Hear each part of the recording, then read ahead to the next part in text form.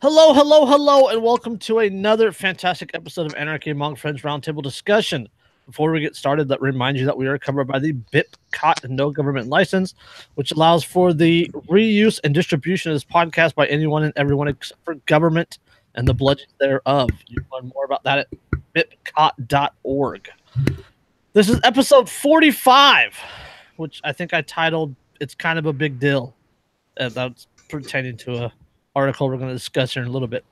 But we have a special guest, my friend Rebecca Strandquist. How are you tonight? Elliot. Last name is Elliot, dude. I'm good. Okay, whatever. Derica says, hey guys, only got a minute, but I'm watching. Hi, Derica! Hi, Derica! Enjoy Jamaica, you bitch. It's her last night. She posted a picture of the sunset earlier, and I almost got a little bit jealous. Yeah, she says hi, guys. And we also got Lindsay over there. You can't really see her on this camera. Yay! And she says she is enjoying it. She says, "Oh, I am, LOL." Meanie. I don't know how you don't enjoy. We're almost getting equality standards here, guys. I know. It's almost 50-50. Just to go around. Between you two, there are more than enough boobs to go around.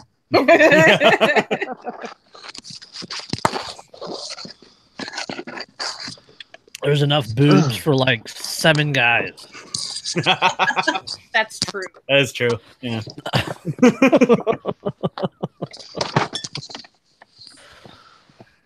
You all right over there, Dan?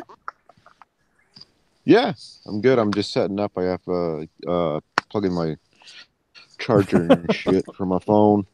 Sound like you're tumbling downstairs or something. I just thought he dropped it. Which also would not surprise me. No, not at all, dude. Well, I haven't even fucking cracked the first beer yet, so.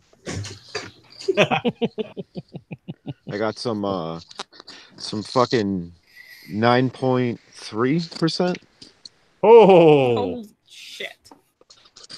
Potent. Natty's Ice. Heavy duty. Shit, I'm a week shy of 16 months without any alcohol. I'm so proud of you, though. I hate it. Oh, I bet, but I'm still proud of you. Don't worry about him. He's only like 16 minutes past his last bowl. It's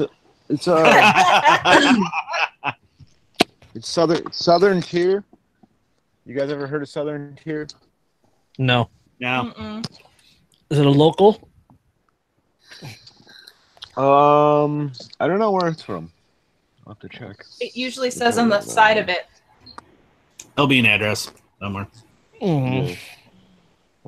Yeah, actually, it's from Lakewood, New York. Yeah.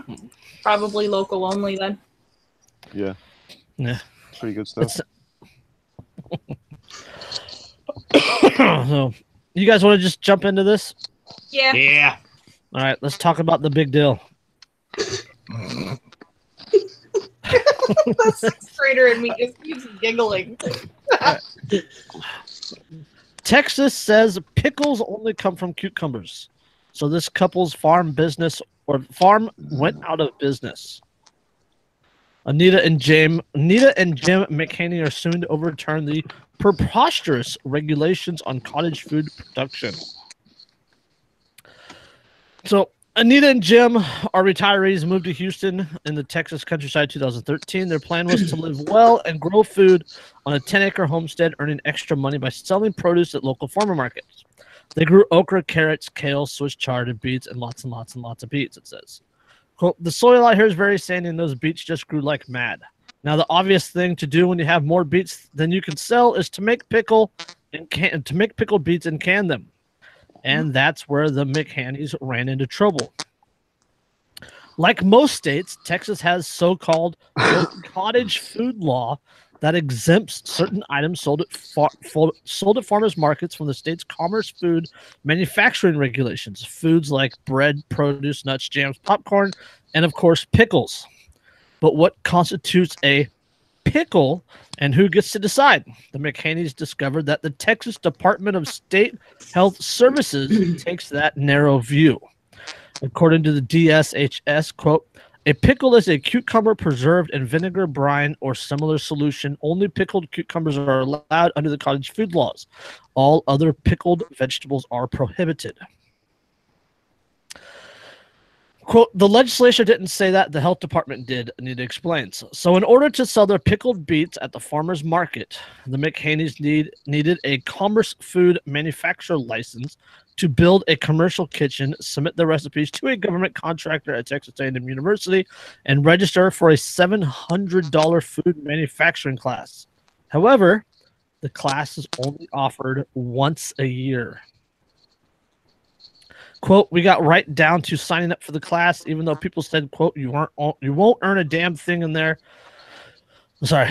We got right down to signing up for the class, even though people said you won't learn a damn thing in there, Anita said. Then I saw the $700 and I thought, this is crazy. This is insanity. So now they're suing the state of Texas over the definition of what is a pickle. And if you pay attention to that too, they straight up said it was not even the legislation. No. It said that it was unelected regulators who arbitrarily decided. Bureaucracy? What the rule was. You don't say. Mm-hmm. Yeah, well, what was I going to say? Somebody's going to take the opportunity to fucking point out that the chick's name is Anita. Mm-hmm. Pickle. Need a pickle? Okay. Quote, we talked about pickling beets, but it's a lot bigger issue. It's about economic freedom, said Jim. And he's right. It is economic freedom, and it is about also, okay, quote, they're challenging the health department's definition of pickles and subsequent regulation on the grounds that it infringes on their, quote, constitutionally protected right to earn an honest living. Well, and this isn't the first time that things like this have happened either. You also saw that during the kind of the craft distilling revolution, where so many people had to fight states for what the definition of a whiskey was, what the definition of a bourbon was, whatever, because a lot of states, since they tax based on their definition of what a thing is, if they can't define it, it's just illegal by default. Mm-hmm. So you can't sell it. And these guys are already heavily regulated. Food stuff is already heavily regulated. Liquor is already heavily regulated, but because they can't just figure out a way to tax it. So this is just another one of those things where, we have to quantify and qualify everything. Absolutely everything, so that we can just name everything in the human experience, so that we can figure out how to tax and regulate it. Yeah, it's an upscale version of the lemonade stand laws, right? Yep. Shutting down little kids' lemonade stands because they don't know what's in them, blah blah blah blah blah. This is just another version of it. And again, it's not the law. It's not. This wasn't passed by the local, by the city, by the county, by the state legislature. This was unelected bureaucrats that are defining the word pickle and dictating what people can and cannot sell at farmers markets. What doesn't make sense to me is why are they even involved when you pickle something? There's pretty much nothing that can kill you in it. Because everything that you put in to create any kind of a pickled anything pretty much kills it. Yeah, so why the hell do they vinegar? Care? Yeah, large amounts of vinegar. So why the hell do you care? Vinegar, salt, the works. There's no way that any of this shit is dangerous. Not really. You're not going to get botulism from pickled beets. People pickle eggs and lutefisk and all kinds of things. Lutefisk just shouldn't exist, but well, beets or carrots or whatever they choose to pickle, okra. The list goes on and on and on. How is pickling a cucumber legal, but pickling a beet or an egg or okra or jalapenos illegal? where does this arbitrary line come from? And who is that helping? Who are any of those regulations actually helping? Because it's certainly not the people who want to buy this stuff. They're not being assisted by that. They're, oh God, I might get sick, but you won't get sick. You obviously aren't going to get sick. And you can't tell me that these same state regulators, if their Auntie Meme decided that she wanted to give them a jar of her homemade pickled beets, that they would turn that down because, well, it's not manufactured to the safe food standards. You can't tell me that they would say no to that. So what's the damn difference? Right, and it's not like a homemade jelly, right, which has a lot of sugar, it doesn't have the vinegar. So like a homemade jelly can actually get you sick, right? It can develop botulism, it can develop bacteria on it, right? A pickled item can't. No, they actually didn't they bring up, wasn't that the War Eagle?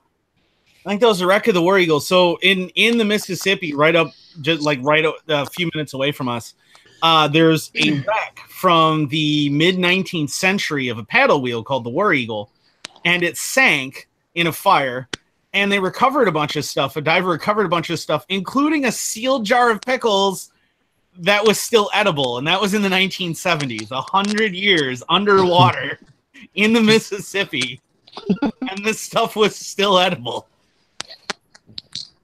Must have been some dank ass pickles. Well, they were kind of a big deal back then. But Like these kind of freedom limiting regulations, I won't call them laws because they're not laws. These sort of freedom limiting regulations goes beyond just this. I mean, this is the same mentality, the same sort of law that affects things like homemade goods, like Derica, the confectioner punk, when she was doing her caramels and stuff, or our friend Crystal with her hemp products and her candles and her soaps. You know, the government somehow self-determines the nanny position and some sort of self-inflated responsibility to dictate what people can and can't do under the subjective name of protection. Yeah, we're doing this for your own good. It's for your protection that we have to regulate pickles. Well, it's kind of like that security theater stuff that we were watching on that show the other day. Security, and that's exactly what it is. It's security theater. It's not going to protect you. It's not actually doing anything. But people who want to believe in it, that it is going to do something, it makes them feel better, and that's all that actually matters. It's like the seals, those tamper-proof seals on aspirin and stuff, right? They don't actually do anything at all. It's psychological.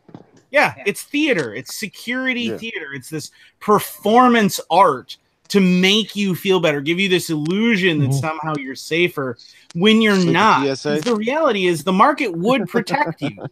I mean, look at the average farmer's market. People, if a bunch of people are going and buying vegetables from one guy and all of a sudden they all start getting E. coli, guess who people stop buying from and who goes out of business?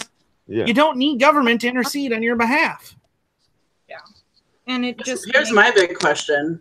Why does Texas get to decide what defines a pickle anyways? They're the state that invented Kool-Aid pickles.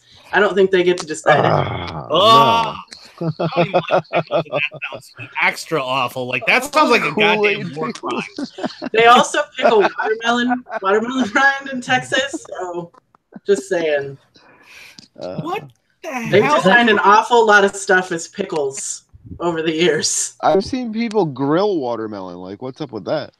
I hear that. That's really good. That's actually it's really like good because pineapple. It chars the sugars in it, and it makes the flavor pop. Same with pineapple, which are fantastic on pizza. I love grilled pineapple. Yeah, that's good. And sure. I had to look it up, and Texas doesn't allow it, but right next to Texas is Louisiana, and the Louisiana allows you to pick up and eat roadkill. What? That makes Do you know perfect why you're not allowed to pick up roadkill in Texas? This is a fun fact that I actually do know. Why is that? Roadkill in Texas belongs to the state prison system because that's what What? they use to feed their prisoners. No. Oh my. True story. The same state with the chain gangs also feeds them roadkill. Oh, but Yep. it's not slavery. Surprising.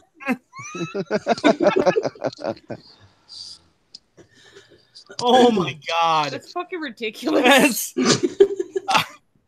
I mean, just put that in perspective for a second. So you're talking about a prison population that's something like what, 80-something% black? Mhm. Something like, yeah. So you have a majority black population forced to do road work in chains, heavy manual labor, and fed roadkill. Yep. But it's not slavery because Texas. Well, you know, they get paid like what, 15 cents an hour to be in those chain gangs. So Exactly. if you give them a wage, it's not slavery. That's how that works. That just sounds like buck up, they little use- camper. All I can think of is Rick and Morty. No, they use money and they exchange it. That just sounds like slavery with extra steps. True story. Yeah, totally. Indentured servitude. Yeah, it's indentured servitude, exactly. In Well, see, Texas, this is Oh. like okay. In Texas, the prisons pay between 30 cents and $1.25 an hour. So glad that they meet minimum wage standards. interesting. Yeah. But see, it's funny how like if you can control the language, like goes back to that whole psychological security theater kind of deal. It's all in your head. If you change slavery to indentured servitude, it sounds better. You know what I mean? Well, yeah, exactly. Well, and they have to do that because it's white people in most cases when it comes to indentured servitude. Mhm. So you can't call it slavery. Yeah. Oh no, the Irish were never slaves. They were indentured servants Bring that up. had to work for nothing for landlords and live in poverty in forest. Yep. The White House had Yeah, but they built on indentured servitude. Yep. yeah, I mean they don't talk about it in the history book, so it didn't happen. What about how about we circle back to this pickle thing and take it out a different route? We'll take it from a different angle. Take the pickle from a different angle. Take the pickle from a different angle. There's books about that. Don't laugh, Rebecca. Don't laugh. I'll bring up There's your Pornhub videos about that too. I'll bring up Just I'll don't bring share up- them on Facebook. I'll bring up your pregnancy cravings. Calm down. Hey, you know what? Don't judge me. Just because I ate chocolate muffins and pickles, it's none of your fucking business. You want to know? Oh! Oh! Right? Exactly. Besides, that's not even the worst of them. That's like mild because the first pregnancy, I was eating pickles dipped in chocolate syrup. So Come on. That actually doesn't sound as bad if I liked pickles. I have to admit. That one doesn't Don't sound justify, That's worse. don't you And justify mute. this. Oh. you started it. What's your take on this from a self-sufficiency perspective? By limiting the items that people could sell under this law, or using the law to limit the number of things that people could sell, or the kinds of things people could sell, the government is effectively making people dependent on their system because they cannot make they cannot make financial gain by selling things that the government has determined to be not legal. Well, that was the whole underlying theme of what you were pointing out with friends of ours that have their own entrepreneurial ventures, is that they crack down on people like that because they're like, oh well, those people can actually make a living for themselves off their own creativity, and we can't have that. Yeah, and that's exactly it. Is you by making sure, because keep in mind, I mean, at a farmer's market, you don't have to exchange Federal Reserve currency for that. Yeah, no. You could trade your own vegetables. You could trade work. You could barter. You could use Bitcoin, gold, silver, whatever you want. Just mutually exchange it because it's anarchy. Oh my god! Yeah. So I gotta get this article to our buddy Ike. I want to hear his opinion on it. and that's the thing. You could exchange it for anything and completely operate outside the realm of the state, totally independent of it, and not need them. And that's what horrifies them. That's what scares them is, oh my God, they don't need us. Mm-hmm. Oh my God, a free market. It's anarchy. There's no regulations. Who makes sure that the food is safe? Well, probably the people buying it. I mean, one would assume. But who will approve the poisoned food? And that's one thing I wanted to get to was like things like solutions, and that kind of ties into it because it's like when you have a community where there's different people that have different skill sets, right? Like one person knows how to cut hair, another person knows how to sew, whatever. You can trades like that. You know what I mean? Like you can be like, okay, well, you need something, sewn or whatever, you can cut my hair. And we'll trade like that. You know what I mean?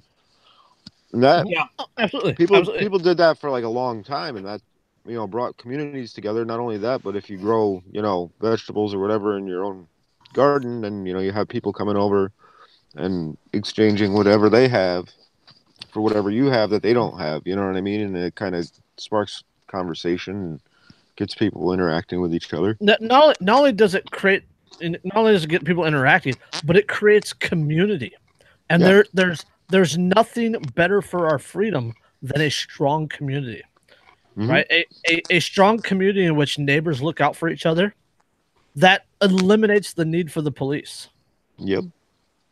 And we can't have that. We got to watch TV and hear how our neighbor wants to put us in chains, blah, blah, blah, blah, blah.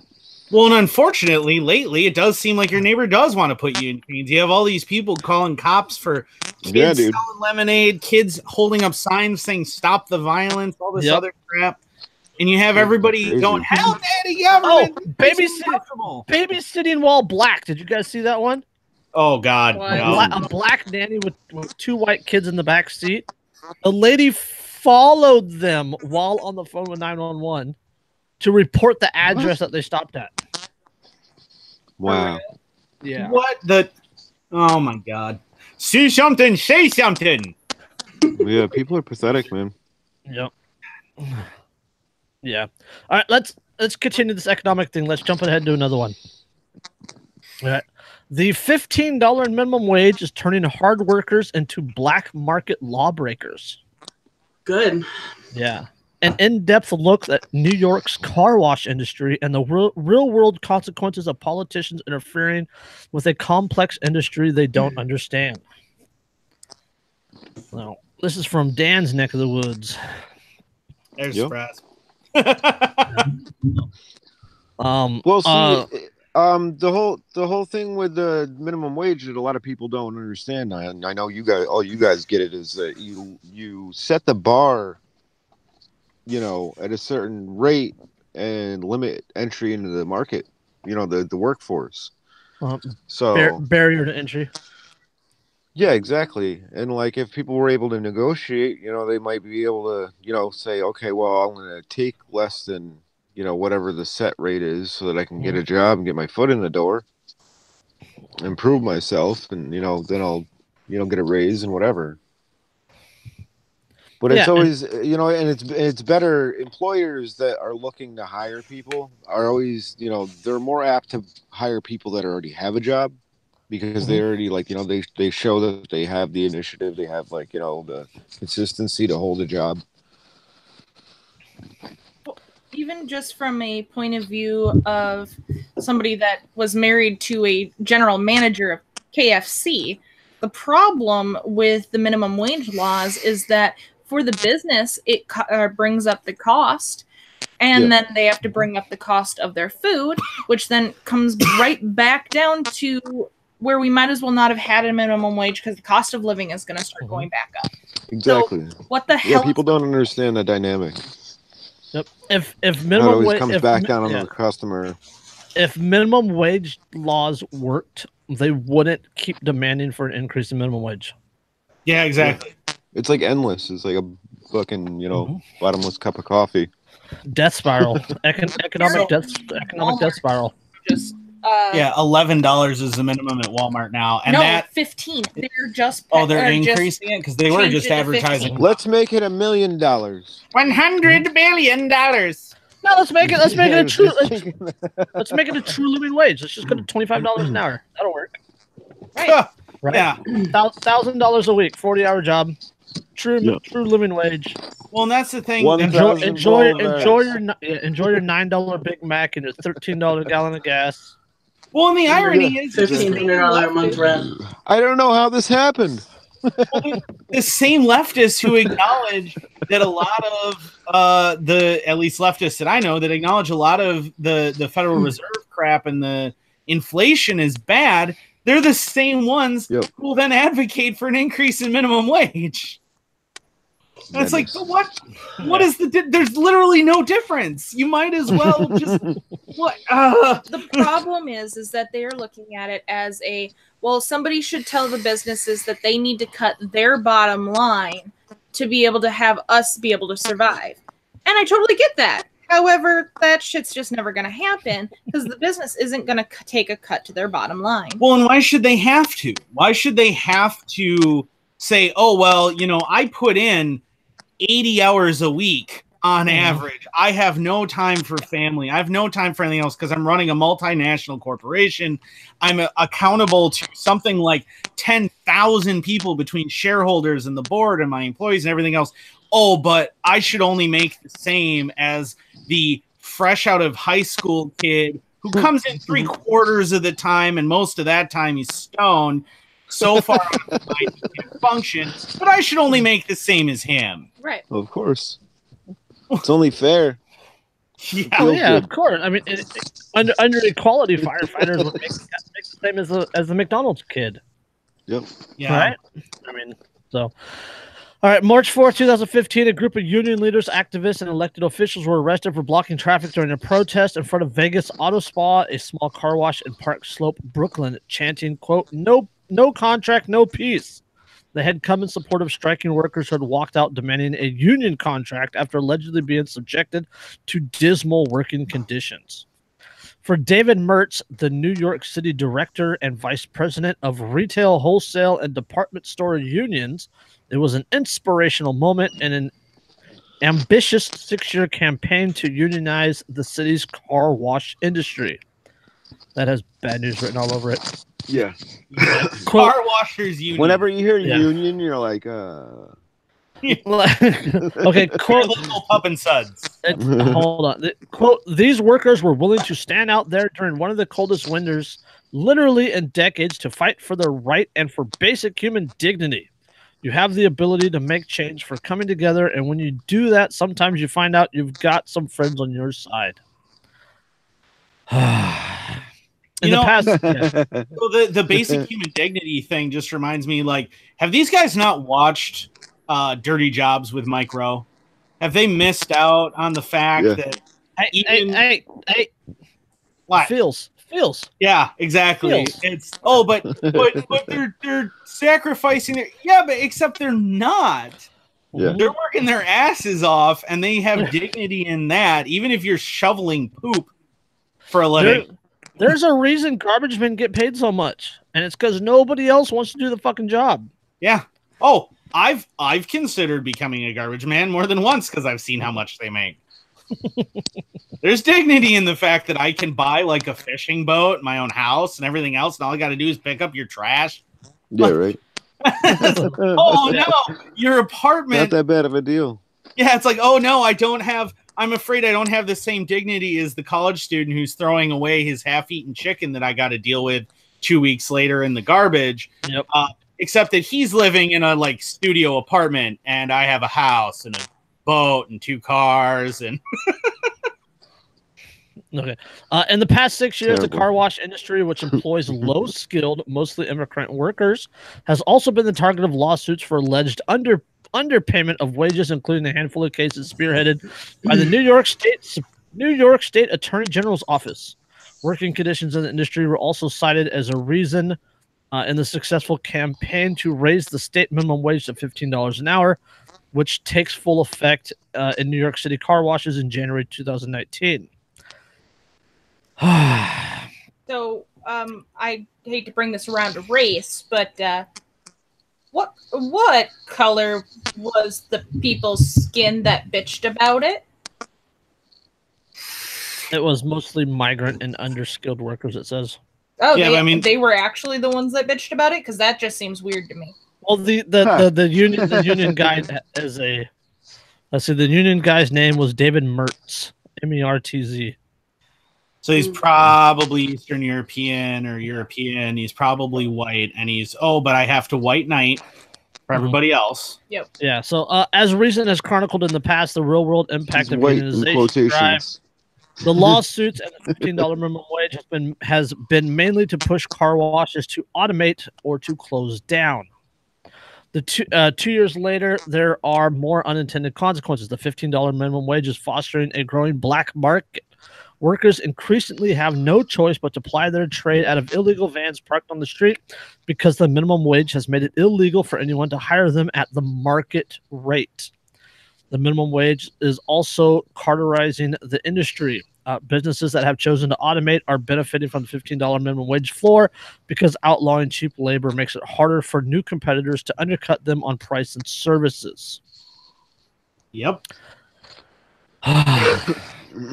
Yeah. God forbid competition. Quote, the car wash campaign serves as a model for what might be possible. Complete destruction of low-wage jobs for entry-level employees. RWDSU President Stuart Applebaum shouted from the podium during a December 2014 speech at the UNI Global Union in Cape Town, South Africa. Quote, the genesis of this campaign came out of a realization that you had an industry which was just a breeding ground for terrible conditions for workers. We heard reports of workers working 60 to 70 hours a week. So exactly like the video game industry. Yeah. The truth is that from the very beginning, nothing about the car wash campaign has gone as planned. After 6 years, organizers have unionized 11 businesses and about 4% of the city's registered car washes. 2 of them have since closed down, and the union withdrew at 3 more because of lack of support from the workers. There are just 6 unionized shops remaining, or about 2% of the city's registered car washes. Those unions, man, they're certainly helping. Yeah, boy, are they helping. Those unemployed people are surely better off. One of they actually don't do a scan right now. Damn it, stupid computer. One of the workers is quoted as saying, shrugged off the idea of workers at Main Street need union protection. Protection from whom? If I don't like working here, I go find a job at a different place. There are many places to work where the pay is the same. They don't pay more, they pay the same. Which is absolutely true. Absolutely true. If you don't want to work at a car wash for the market rate, as in defined in this article, go work somewhere else. Like, nobody is forcing you to work at a car wash. Right? I mean, this can be, we can literally apply this to any industry, any job, any state, any city, whatever, any country. Nobody is forced to work at a job for a given rate. If you don't like the rate, if you don't like the agreed upon rate, don't work there. Go work someone else. Yeah. Well, and that's what is it according to the commies? Something about like theft of labor or some bullshit like that. Yeah. Oh, the profit that the owners of the business make is there you go. Surplus labor of the workers. I don't know. I usually stop listening right about there because I just start kind of drooling and going. Yeah, pretty much. It's like eat a dick, man. It's dropping out of my ear. Yeah. It's ridiculous. I mean, it's ridiculous because you know, like, think about too, and the most graphic representation of why minimum wage is bad is that what you're doing is you're going to the bottom of this ladder that you could potentially climb, and you're taking that bottom rung and shoving it up about 6 notches. Mm-hmm. So now I have to, and we're seeing that too. And we always see even like leftists bitch about it. Oh, well, I need 10 years of experience for an entry level job. Well, yeah, because you forced these businesses through your minimum wage laws to demand an enormous amount of experience because they have to pay so much. You're requiring them to hire somebody who's worth that amount of money. And guess what? You who decided it was more important to party and get laid through college than pay attention, you are not worth it. You're not worth the money. If the minimum wage is $15 an hour, so you're getting paid $15, that means you have to do enough work in an hour to cover that $15 an hour plus the expenses. Right? So figuratively, or I'm just, off the top of my head. So in an hour, you have to produce enough labor to make me, as a business owner, $25, $30 an hour. Yep. Right, because I got to get paid too. Without a doubt. I have to get paid. The maintenance guys have to get paid. We have cost on the business with the exorbitant amount of taxes that are attached to this business. The products that we use, they have to be paid for. There's taxes on those also, right? Don't forget the regulations. The regulations, the bureaucracy, the red tape, the fees, the fines, the permits, right? Yeah. Even thinking about the fact that stuff. Once you've upped that minimum wage amount, then the employees that have been there for years and years are going to start complaining because then the new hires off the street are going to be making more than them. For example, contractors working at the company that I work for are making $12 an hour. I've been there for almost 5 years, and I'm making $12.58. Mm-hmm. It makes me cranky to the point where I'm considering leaving the company. And that's what's going to happen if we continue to up the minimum wage, because then the company isn't going to be able to afford to pay the higher or the more tenured people, or they're just going to go out of business because then people are just going to quit. Yep. Like, perfect example is back in high school when I worked at McDonald's. I worked 2 years as a burger flipper. The minimum wage then was like $4.25, and I earned $4.50. I was given raises for my work, and I earned $4.50 an hour. And then the new hires that came in like a month or 6 weeks before the minimum wage hike, they were given the new wage, which was more than I was making. Yeah, you're probably like, "What the fuck, dude?" Oh, we were pissed. We were pissed, and then we were given a raise to the minimum wage level. Right. Wow. Because you've raised that bar. Slap in the face, man. That starting bar. The price, the prices on the products had to go up to cover it also. Yeah, and that is handed down to the consumer, and like the consumers were upset that the prices went up. They're like, "Hey, I thought this was blah blah blah." Well, minimum wage went up, blah blah blah blah. I didn't understand that at the time because I was just a 16-year-old kid. Yeah, right. Yeah. But that's the thing. I think before anybody wants to complain about minimum wage and you should pay your workers more and blah blah blah, maybe they should own a business for like a little while first and see just what the ancillary costs, just what everything else is. Hire a couple of employees and then go, "Oh, there's no surplus labor, so I shouldn't get paid any more than these other two people, even though I'm doing 10 times the paperwork and I have 10 times the headache." And put up all the fucking capital. Yeah, and I'm taking all of the risk for the business to succeed and everything else. And then tell me that you honestly think that people who run businesses don't deserve to make more money. I mean, there are people in my company that I work for who make millions of dollars a year as CEOs and VPs and things. But I've seen, because I work with them so often, I've seen what they do on a given basis, and holy crap. Like, sleep? What is sleep? I never get to sleep. What's my family? I have no idea what my kids' names are anymore because they're complete strangers. Like, that's their life because they have to work so much. That's why they get paid millions of dollars. Yep. That's what it is. It's all about sacrifice. Yeah, Nate, that's exactly. I was just going to say that too.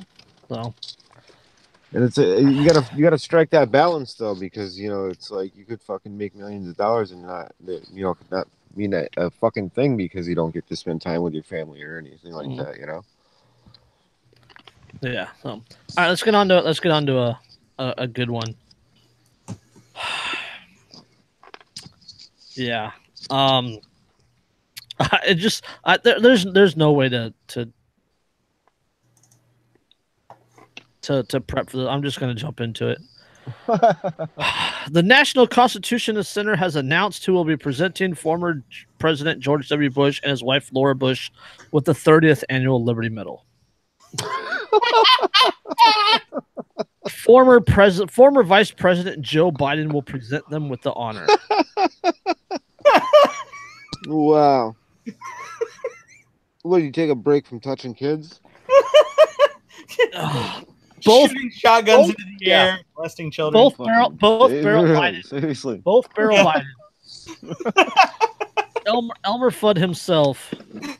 I still can't wait for a Trump Biden debate.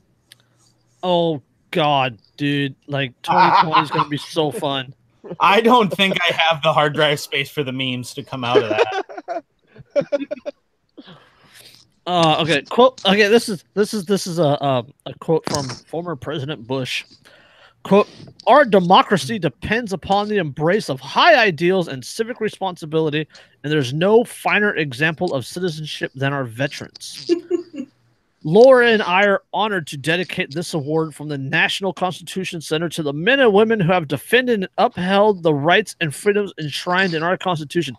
This is the same motherfucker with the NSA, the TSA, Right? the Patriot Act. Yeah, the man who helped sign the Patriot Act into law gets a Freedom Medal.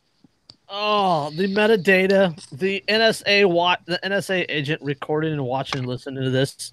2-finger salute for you, buddy. Yeah, seriously. Like to have the word. It's so insane because it's like. Go ahead. No, I was gonna say it takes some real fucking chutzpah to fucking dedicate a medal to the fucking troops that you sent to fucking go and die and get maimed in fucking war that you started. Yes. Yeah. The article goes on to say they're being recognized for their efforts and commitment in assisting our veterans. Become veterans. I mean, to be fair, I mean they wouldn't have been veterans if it hadn't been for him. Well, that's true. I mean, he did make them veterans. Right. Quote: "On Veterans Day and every day, we recognize the selfless men and women who volunteered to defend our freedom," said Laura Bush. Quote: "We are grateful to our veterans and their caregivers for giving our nation tremendous strength." The article goes on to say that Biden also presented last year's recipient, Senator John McCain, with the honor. Ridiculous. Hey, did you guys ever see that video? I forget who. It was I think it was a senator. I think it was Dennis Kucinich or one of them. He's no longer in Congress, but I don't know if he slipped up or what, but he said that fucking it was on like MSNBC or one of them like big fucking news broadcasts. And he said that John McCain was put to death. And I was like, what? Like, you can look that shit up on YouTube. Holy shit. What? Yeah. I don't know. Like, if that's what truly happened, then brain tumor 2020, count me in. Right? I'll vote for that shit. Yeah, I was like he had to have slipped up. Yeah. Or like, I mean, not like slipped up like, like that's what happened and he like slipped up like meaning like, I'm thinking like, obviously he died of natural causes. Like, the brain tumor or whatever. Well, not necessarily, though, because somebody had to pull the plug on him, and that may have been what he was referring to. Yeah, that's true. Somebody took him off life support. Like the world's most superfluous execution at that point. I'm just saying. Right. Like, isn't that what happened to General Patton? Then they killed his ass. I think they pulled the plug on him or something. Patton? I don't know. I don't Well, think. I don't know. They got Scalia with a Oh yeah. so Yeah, but no, it's just the concept of George W. Bush, George WMD 9/11 Patriot Act, friggin' Bush, Mr. TSA himself.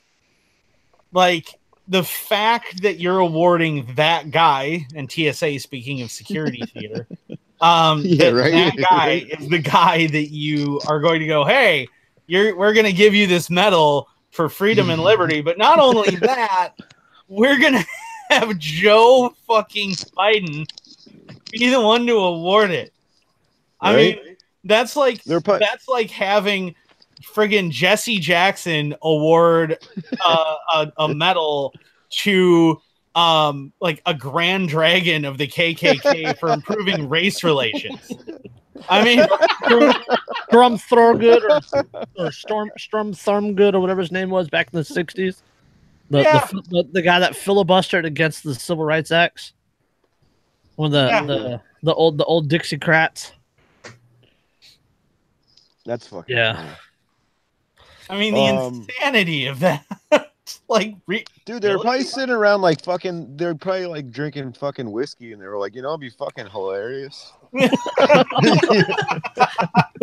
know, like, let's play this fucking joke on fucking the American people. Good Lord. So this is going to be like a horrible thing to admit as an anarchist, but George Bush is like my favorite president.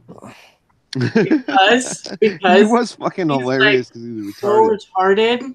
Yeah. It's like the retarded puppy meme. You just like want to pet him on top of the head and be like, "Oh my god, why did somebody let you run a country?" Oh, that's right. He didn't run the country. We all know who was running the country when he was in the office, and it was not. But still, somebody put him as the face of America. Like, who that was a good idea?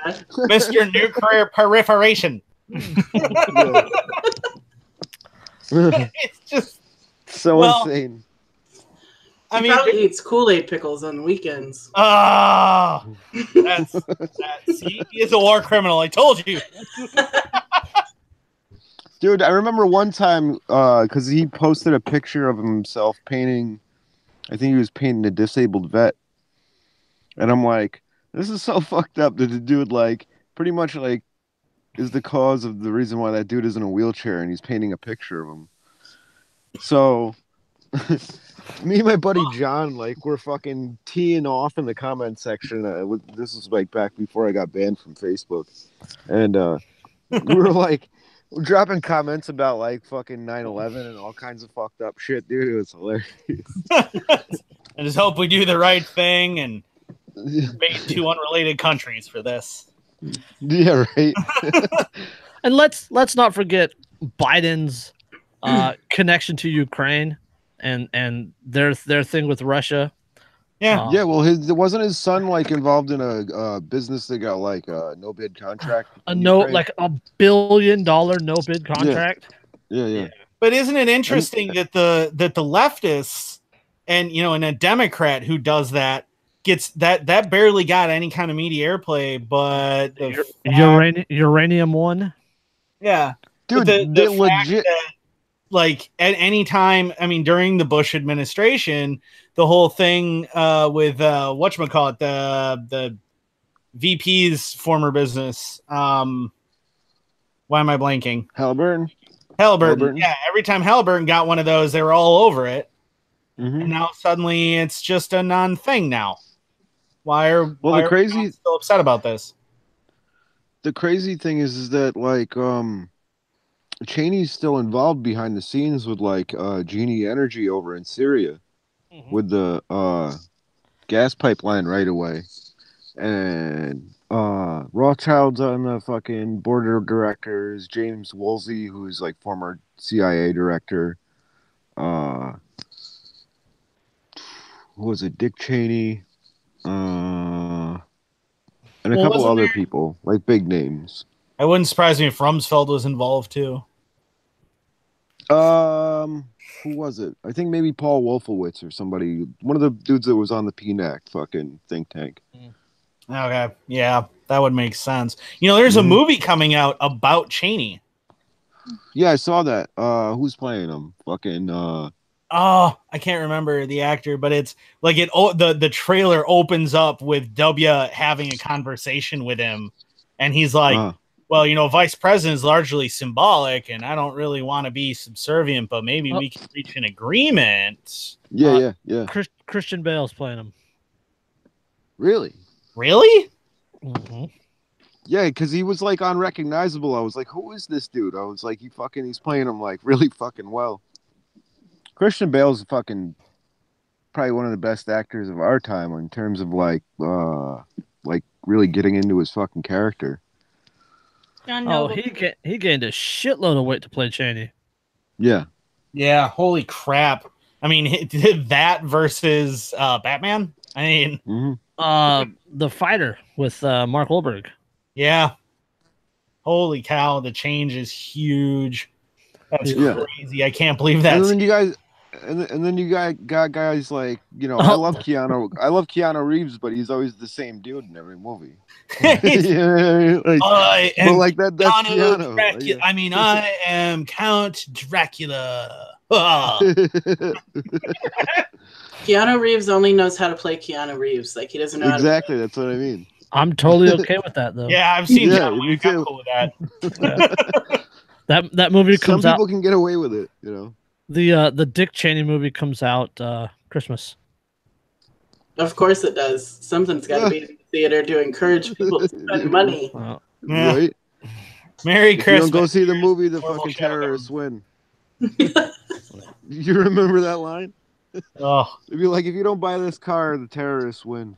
Yeah. Somebody needs to stand at the door with a shotgun and threaten to shoot people. Okay. Quote, Governor George W. Bush of Texas picks Dick Cheney, the CEO of Halliburton Company, to be his Republican running mate in the 2000 presidential election. When Bush becomes victorious, Cheney uses his newfound power to reshape the country and the world. I'd say so. They definitely reshape something. I wonder if they'll cover him being on fucking Project for a New American Century fucking think tank. I wonder if they're going to go back far enough to mention his involvement with MK Ultra. I doubt it. Yeah, they're not going to incriminate him. Okay, the whole shotgun thing. If you guys can see this picture, one of those is Dick Cheney, the other one's Christian Bale in the movie. That is insane. Wow. Yeah. Check. So you guys can see the picture. Yeah. Yep. That is scary. Yeah, right. And it's very upsetting that he looks so much like him. I think Christian Bale himself should be alarmed. Yeah, right. You guys ever seen that movie? I think it was called like The Machinist or something with him in it. Yeah, that's the one where he lost like 100 pounds to play that part. Yeah, it's crazy. So crazy. Yeah. He's like skeleton skinny. So, yeah, the Liberty Medal. The Liberty Medal. the Liberty Medal being presented at the Constitution Center. Yeah. To George W. Bush. And didn't you say it was on Veterans Day? On Veterans Day, yes. Like, that is just the trifecta of wrong. Yeah, oh my, I mean, that's like, if that isn't Orwellian, I don't know what is. I mean, that's straight up Ministry of Truth shit right there. Yeah, I'm looking up who else has received the Liberty Medal. Hillary Clinton. Let's see. John Lewis. List of recipients. John McCain, John Lewis, the Dalai Lama, Hillary Clinton, Muhammad Ali, Robert Gates. Woo! Tony Blair. Oh my God. Mikhail Gorbachev. That girl from Pakistan that lied about all that shit. 2006. Bill Clinton and George H.W. Bush both won it. Oh my God. Yeah. So did Sandra Day O'Connor. Truly an auspicious list of liberty advocates. And Jimmy Carter. Oh my God. Oh my God. Nelson Mandela, Thurgood Marshall. These are awesome. I'm a big fan. Wow. Yep. that is a meaningful. Hey, and Bono won the Liberty Medal. Oh, there you go. Yeah, That awesome. seals the I was deal gonna right say, there. did Richard And Nixon Steven Spielberg. Richard What was Nixon. that one for? Like Band of Brothers? Well, he brought World War II into our homes like no one else and saved Yeah, it. Band of Brothers, the South Pacific, all that shit. It was Who's Steven 2009, so Spielberg? it's probably right about the same time.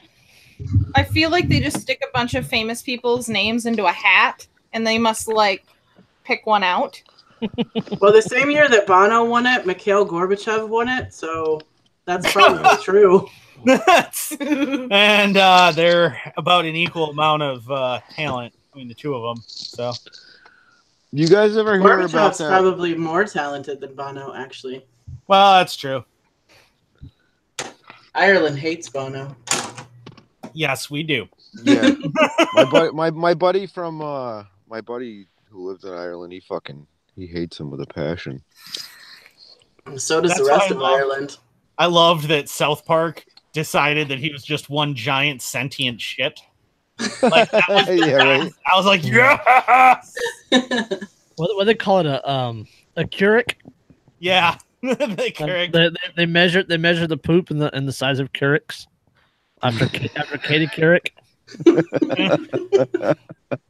You ever seen that one episode where Randy like fucking, I don't know, I think he like held it in for like ever, and then like at the end of the episode he's like fucking pretty much like doing the twist. Yeah, that's not what it was terrible, dude. I was like, oh my god. Yeah, that's the one with Bono where you find out yeah, that the that's scientist who right. developed it Yeah. actually had the super giant shit and he raised it. And Bono, fuck I you. love those guys, dude. Fuck you. It sucks so bad. Ugh. So how about from one warmonger to another? Yeah. No more $1 yoga pants as Trump aims trade war at the global postal treaty. Terrible. I like my yoga pants cheap. What about We like them cheap What and about- see-through also.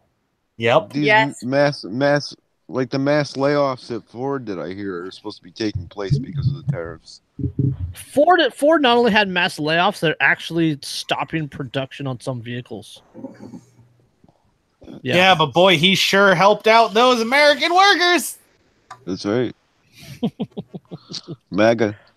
Yep. Making America a dangerous frontier again. I'd be Yeah, okay with that, actually. Yeah, I would too.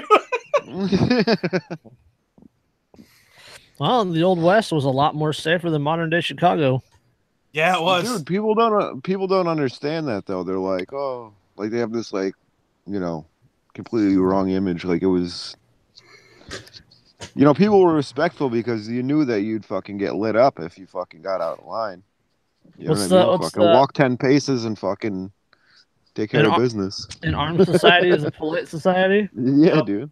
There was like literally one town in all of the Old West that was actually the way people picture the Old West now.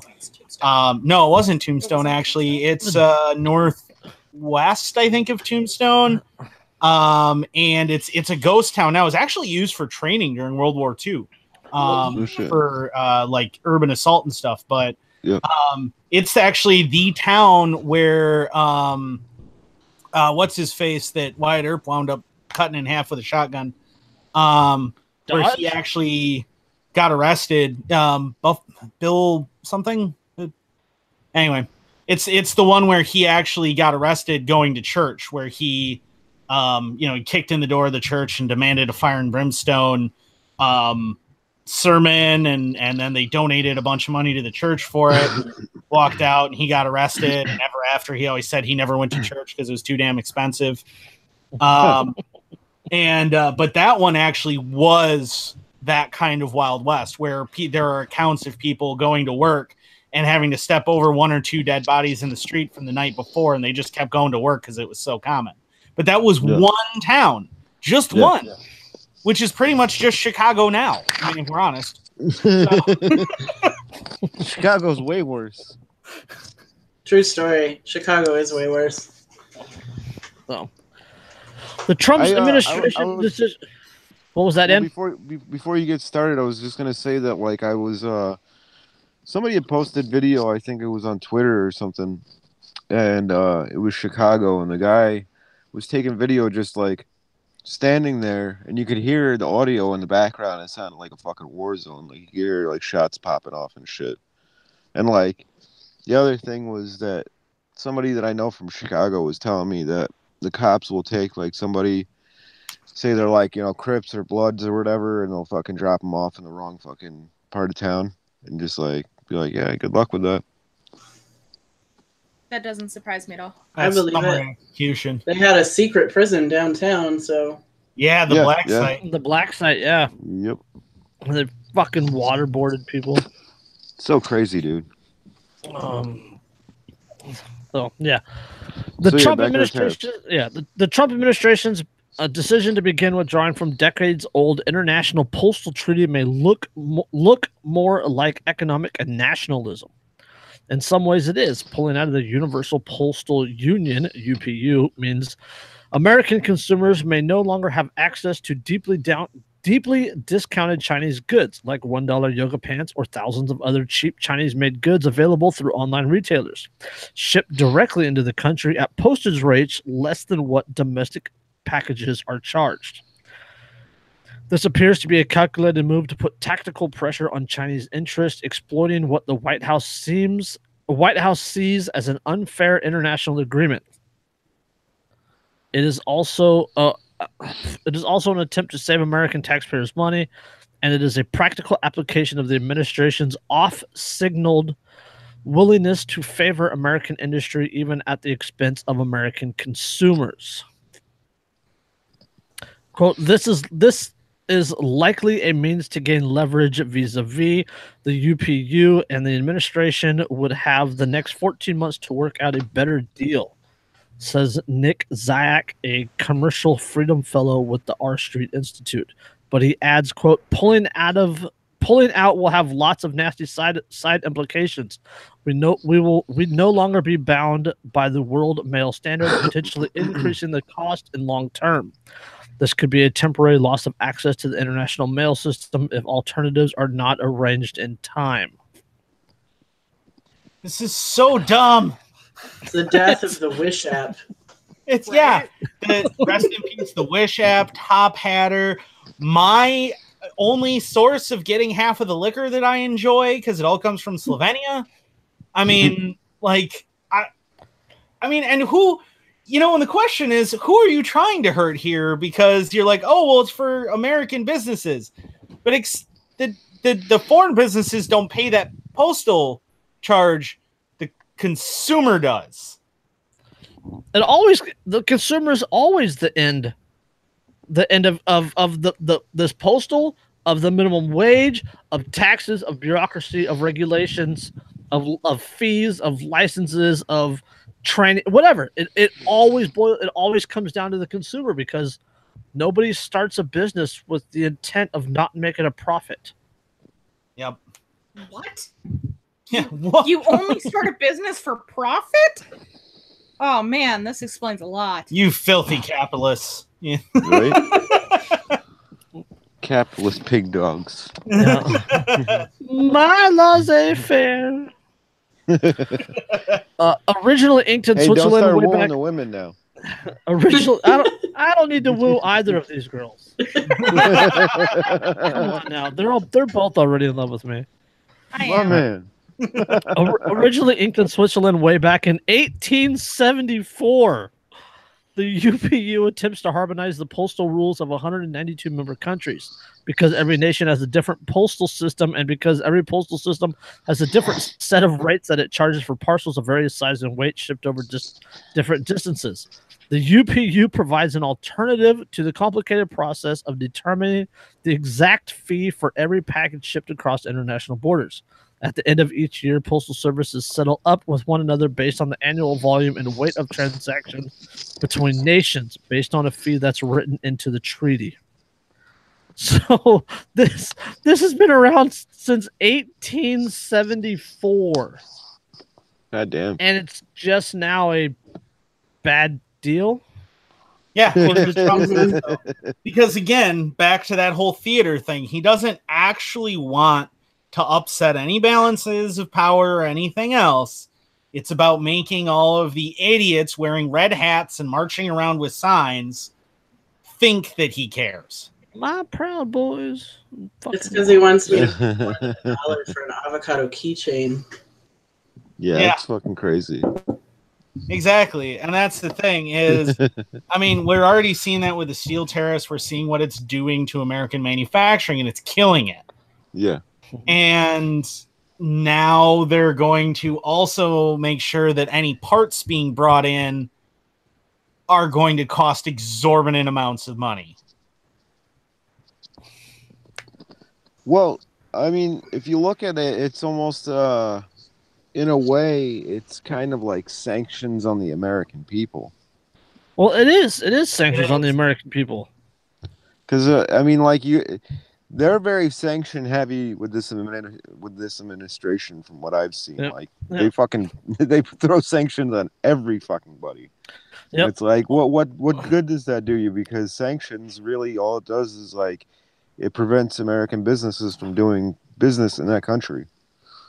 And think about the crazy world that we're about to enter, where the black market is going to focus on shipping keychains and yoga pants. And straws to California. Yeah, thank you. We're already stripping straws to California. I still have my high capacity box of straws. I'm okay for a while. Heretic. Yeah. What I find another thing that I find absolutely hilarious is all these tariffs. They're eliminating trade or greatly reducing trade with other countries, right? Are being championed and being cheered on by people that called Ron Paul an isolationist. Yeah. Just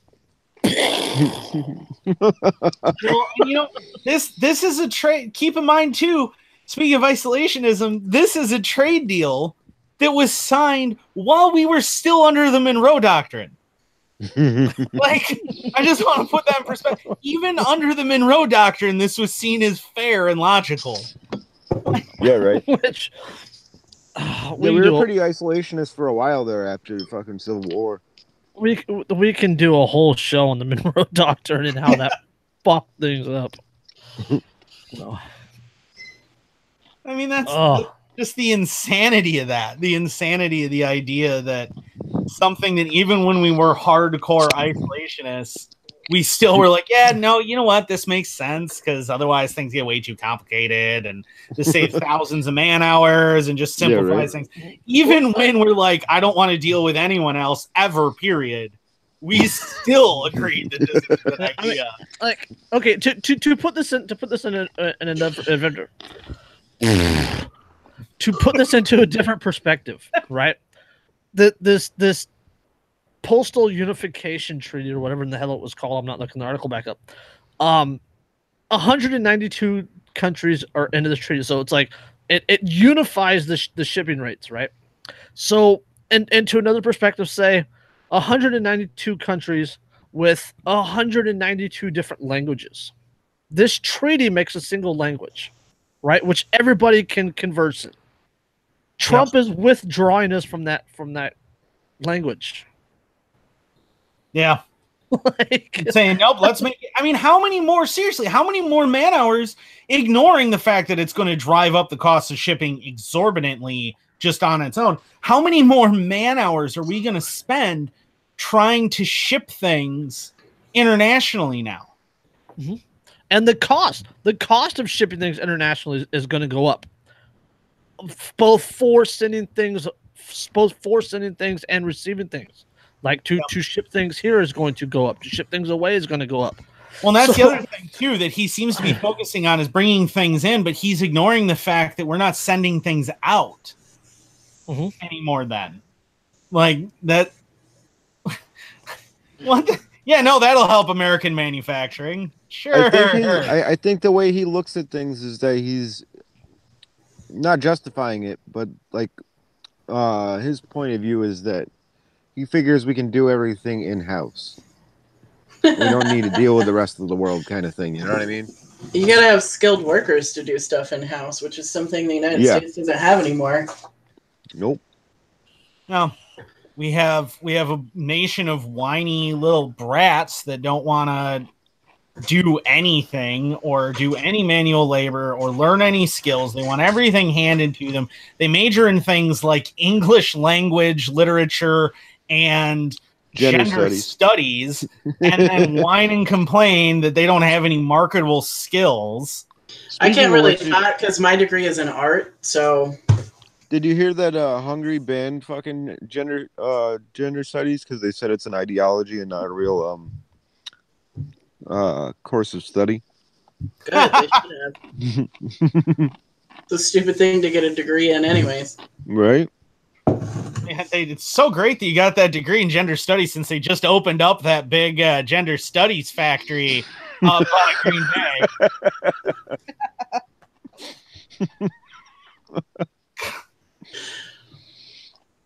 That's ridiculous. Like that's what we are, and he's trying to shoehorn this back. And you know what? We're successful that way. Admittedly, we are still successful being what we are.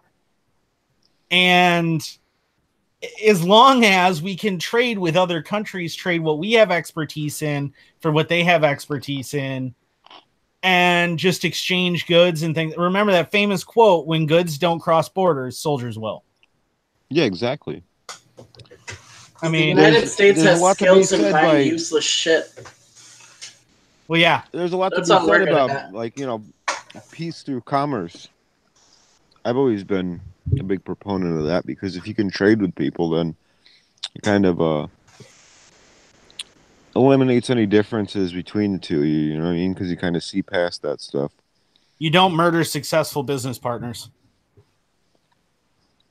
It also brings up a problem with how much money the United States owes China as a whole. Like, what happens if we piss them off and they're like, hey, we're going to call up that debt you owe us? Yeah. You're fucked. It's like trillions of dollars. Oh, I hope to hell they do. I want to see them completely bankrupt the American government and watch the implosion, because I'm just going to head to the North Woods and be fine. The American government's already bankrupt. Don't kid yourself. Well, see, I think it if anything, it's headed towards like a Soviet Union style collapse where everybody just like stops believing in it and it's just like kind of fucking, I don't know, deteriorates on its own, like commits suicide. Yeah, the Soviet Union within like the mid 1980s, like 85, 86, what it was, where everyone just kind of ignored the majority of it still. Yeah, and exactly. Yeah. Well, here's a perfect quote by Anthony Sutton, who wrote Tragedy and Hope. He was one of the big insiders and like one of Bill Clinton paid tribute to him as like one of the people that influenced him heavily. But it says the power system continues only as long as individuals try to get something for nothing. The day when the majority of individuals declares acts as it. Oh, wait. All right. The day when the majority of individuals declares or acts, there we go, or acts as if it wants nothing to do with government and declares its own that it will look after its own welfare and interests, then that is the day that the power elites are doomed. That was weird. My mic went out for a little bit. I wanted to bring up a point after Andrew's rant about people being, lazy and blah blah blah blah blah and all that. In addition to that, the barriers to entry in starting a business in the U.S. or expanding a business in the U.S. or literally doing business in the U.S. period are so high through taxes, regulations, red tape, zoning laws, the bureaucracy, the licensing, the fees, OSHA, handling, all this other BS. Like, it is expensive as fuck to manufacture stuff in the U.S. Well, yeah. Look at it in comparison to like when we first started out as a nation, and it was like laissez-faire capitalism, right? And we became like the richest nation on the face of the fucking planet in like a very short period of time.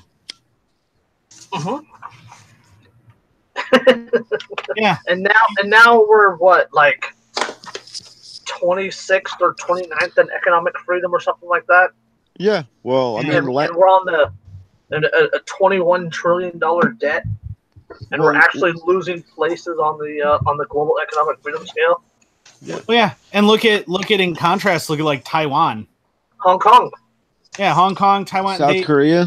Yeah, they have some of the freest economies in the world, and they're adding new industries all the time. They're adding new things that they're doing all the time, because all you have to do in Taiwan, all you have to do to open a business is go, I'm going to open a business, and then you do it.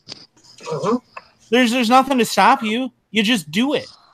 And you're seeing even American manufacturing jobs move there. You're seeing even from Europe and from other countries in Asia, manufacturing move to Taiwan because it's so much cheaper to do it there.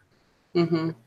And that in turn inspires like innovation and creativity, and motivates people to want to do things because there's like less of a barrier. Like there's nothing to like stifle their creativity, I guess you could say.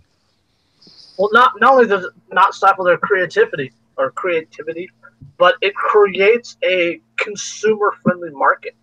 Mm-hmm. Here in the U.S., we have a corporate and industry-friendly market because of patent laws and all this other stuff, all these other barriers to entry that give companies artificial monopolies. The pharmaceutical industry is a perfect example of this. With the EpiPen, went up to like $500 or whatever it was, or Martin Schickel, the farmer bro, with the AIDS drug that went up to like $12,000 a dose or whatever. Yeah, because there's no competition. Because there's no competition, so they set the market price. Yep. And the market price is whatever the fuck they want it to be, because people will buy it because it's the only option. Yeah. Insulin is the worst one of those because you don't have any choice on how much your insulin costs you, and it's like $600 for a monthly supply. I remember when I got gestational diabetes with Evie, it was like absolutely ridiculous the first time I went to go pick up a little tiny vial of insulin. It's like 1 month's supply, and it's $700 a bottle for this shit. And if you don't have insurance, you're fucked. Like, nobody's going to be able to afford that. So you either have to choose to eat or take your insulin, and either way, you're going to die. Yeah, with insurance, it doesn't matter. Our roommate was prescribed insulin, and through our insurance, she needs to have $2,500 for a 3-month supply. Yeah, because she has to meet her whatever. Even with the deductibles met, she still has to pay that much. Yeah, Derica is diabetic. Our regular co-host Derica is diabetic, and she takes a shot once a month. My good friend Shane Radliff, Liberty Under Attack and the Volume podcast, he takes insulin, and he's going down to Mexico. He's moving to Acapulco at the end of the month. And the pharmacy down there where he'll get it, it's like 10% of the cost of here in the U.S. Yeah, Canada's the same way. If you can afford to go across the border in Canada to get it, it's like 10% of what you would pay here. That same $700 bottle that I was buying is like $17 in Canada. Yeah, you get legal wheat in Canada right now too. Well, technically you can't, because like after 2 days they're almost out of weed. Well, you can't anyways, because you have to have your Canadian ID to be able to get it. They're being picky about it. It's not like... I'll just bump into someone and apologize. I'm Canadian. I'm sorry.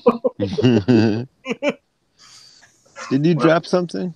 But that's the thing too, is that that so many people, even some people in the healthcare industry, don't seem to understand that healthcare is not immune from overburden of regulation. It's not immune from scarcity, supply and demand. It's not immune from any of those things. And so the more regulations, the more restrictions you put on it, the higher the cost goes up. It doesn't go down. It'll never go down. It won't get cheaper. It'll only get more expensive. Yeah. More government is never the issue to or never, more government is never the answer to issues created because of government. Matt's job is like a really good example of that because he works as a home health nurse, like in home care. And it used to be like you could do $20 an hour as a home care nurse, and that was standard. Like Matt's rate of pay is like $15.50 an hour. And these people are paying like $30 an hour, even with their insurance, to have in-home health care so that somebody can come in and change their dressings so that they don't have to go to the fucking hospital. Like, it's absolute bullshit. But there's so many regulations on it. Like, if he does one thing wrong, he's at risk of losing his job. Like, if it's not on this list of things that he's supposed to do while he's there and he does something outside of that list and they decide to report him, like, he loses his nursing license. It's absolutely crazy. Well, and in addition to that, like, there's things that he's not legally qualified to do. Like, he can do them. He knows them. He knows how to do them. He's done them in the past or whatever else. But legally, he's not allowed to do them. So, like, if there's some sort of emergency, like, Matt is limited legally in the things that he can do to help the person. Yeah, it's crazy because of the regulations. Well, that's kind of like the ultrasound technicians that come in and do the ultrasounds. They're not legally allowed to tell you what they see, even though they do it literally every single day. Yeah, they can't legally analyze what they're taking pictures of. They're only legally allowed to take pictures. Yep. Woohoo, freedom. You gotta love that. It's insane. And then you try to point out to these people, of course people go to Mexico for medical treatments. It's so much. Not only that, there's a town in Mexico right across the border from Yuma, Arizona. That is literally based around what they call tourist dentistry. Mm-hmm. There's like 25 or 30 dentist shops set up on one street, right on the other side of the border. They all have English-speaking recipients or receptionists and English-speaking doctors, and it's literally based around people going to Mexico for dental work because it is cheaper. Yuma's not the only one. Arizona. Yuma's not the only one. Nogales, like when I was in high school, my mom took me down to Nogales to get my wisdom teeth pulled out because they were impacted and I had to have surgery to get them removed. And in the United States, it was going to be like $2,500 a tooth to get them taken out of my jaw. And we went down to Mexico and I got them all taken out for $250. Nice. Yeah. Supply and demand. And then you just he writes you a prescription for, like these massive painkillers, and you walk down the street to the pharmacy and you just hand it to them and they hand you the prescription. Like, they don't even care. It could be for morphine and they'll let you walk across the border with it because you have a prescription. Yep. My sense of authority. Yeah. So, well, you can't fly with it because then there's forms involved and it gets really complicated because TSA. I wouldn't know. I grew up in Arizona, so I didn't have to fly anywhere. All I had to do was drive home. Thanks, George Bush. Hope you're choking your Liberty Medal. Washington State has nearly 6,500 untested sexual assault kits in storage. Like, they caught all the murderers and stuff, but apparently that they have 6,500 sexual assault kits collecting dust in law enforcement storage facilities across the state. 20% of those are in Spokane County. It's okay, because I never wanted to know who raped me in the first place. Yeah, right? That's disgusting. Yeah, I don't actually want them to ever have to face justice.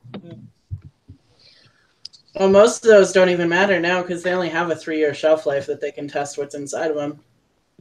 So if they've been sitting there for more than 3 years, they're done anyways. Lovely. Is that the one where they actually had the mold, or is that somewhere else? No, that was in Texas. I want to say it was in Texas. Yeah, there was mold growing on the packaging that the DNA and stuff was in. Yeah. I'm so glad that we're going after these people. Yeah, we're throwing people in prison for compliance and website. Right. It gets even better than that. I didn't read this whole article. It gets even better than that. Okay, I'll jump on it a little bit. Quote, sexual assault survivors deserve justice. Reagan said the news release a sexual assault kit tells a story from a survivor that must be heard, which I completely agree with. Blah, blah, blah, blah, blah, blah, blah, blah. Assistant Police Chief Justin Lundgren said since 2015, when the Attorney General's inventory list was generated, the department has made significant headway in working through the backlog. Because of the number of employees being out for the day, he couldn't immediately determine what the department's inventory numbers were. What we've done since we've prioritized and organized all these cases, we had listed being an inventory that were not tested. Okay, blah, blah, blah. Lundgren said that hundreds of kits untested, a significant portion, were decades old and had already been tested before advancements in DNA testing. He said the department kits dated back into the 1980s. Yeah, but I mean, at least they're pulling people over and busting people for DWIs and things. Well, and parking tickets are good parking tickets. Yeah. Well, those are revenue generation. That's You true. don't get revenue off a rape kit. Exactly. True. Priorities, man. Priorities? Like. Yeah. I'll wait for Andrew to Fucking get back ridiculous. to this one because I just want to hear his laugh about it. The rape kit thing, man. It's like as he said, like each kid is a story, right? Like each kid is an incident, and that is a person going without justice. Yeah. Like in a free market in a laissez-faire, like those kits would be tested that day, and like within a week there'd be some sort of action regarding some sort of justice. You know, probably vigilante justice, which I firmly support. Well, there's 400,000 untested rape kits nationwide, and like 25,000 of those are child victims that have never been tested. So, I mean, that's the problem. Like, it's not just that you have untested rape kits for adult women and men, but like children that have no answers to what happened to them, no idea who did it to them, no punishment of any kind.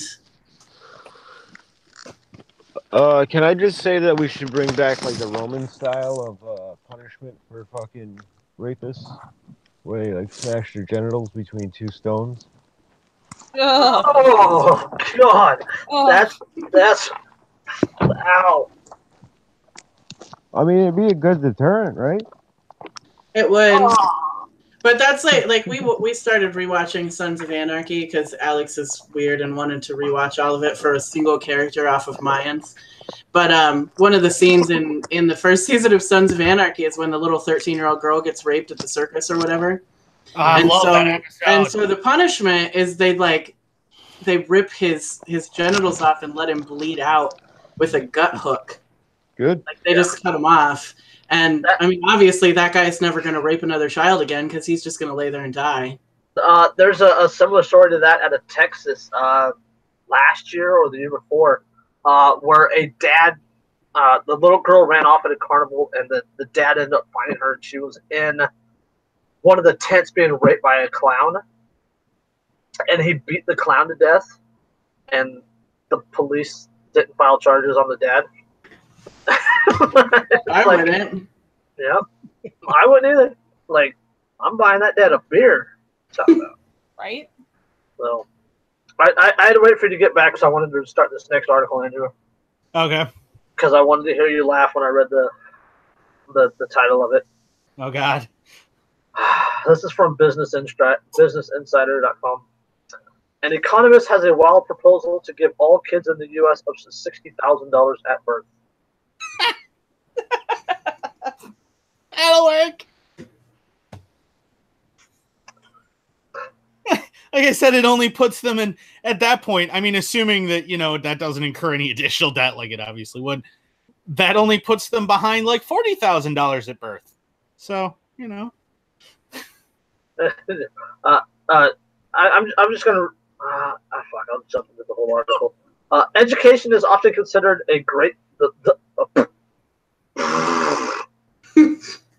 education is often considered the great equalizer, the tonic that will erase all injustice and inequality. As Nelson Mandela, oh God, they're quoting Nelson Mandela. As Nelson Mandela said, quote, education is the most powerful weapon which you can use to change the world. But an economist is calling for a fact check on the age-old advice to stay in school and study hard. Darrick, D-A-R-R-I-C-K, Hamilton, a professor of economics and urban policy at the New School, believes that a good education won't get you very far without some cold, hard cash to go along with it. Quote, wealth is a paramount indicator of economic security and well-being, Hamilton told a crowd at the TED conference headquarters in New York last week as world leaders were gathering nearby for the United Nations General Assembly. In the U.S., Hamilton is advocating a new kind of federal cash flow pipeline, a wildly ambitious trust fund scheme that would endow each American baby with a nest egg of cash retrievable when they reach adulthood. It's essentially like Social Security in reverse. He described it as, quote, an economic birthright to capital for everyone. That's not how this works. That's not how any of this works. Yeah, quote, without capital, inequality is locked in, Hamilton said, quote, it is time to get beyond the false narrative that attributes inequality to individual personal deficits while largely ignoring the advantage of wealth. He said that what's glaringly missing from our narrative about the success is the role of power and capital in society and how they can be used to, quote, alter the rules and structure of transactions and markets in the first place. Has this guy literally ever read anything as far as an economics book? Ever? I would also like to maybe throw out the fact that have they ever interacted with any of the native populations that get a per capita dump at 18 and then 21? My half brother decided to just total 5 cars in about a year and a half instead. So, and they are required to finish high school to get that money. So, I mean, this will definitely work. Oh, hold on. It keeps getting better and better and better. Oh, Hamilton said that under his plan, the average endowment would be about $25,000 US per kid, raising to $60,000 US for the poorest children in America.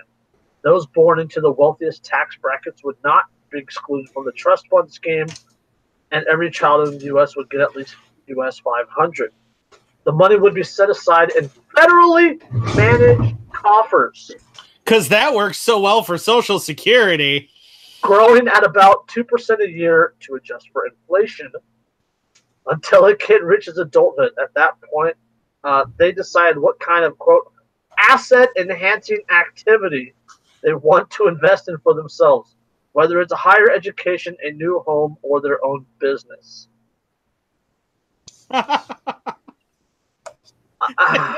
It's just so wildly stupid. Where do you even start?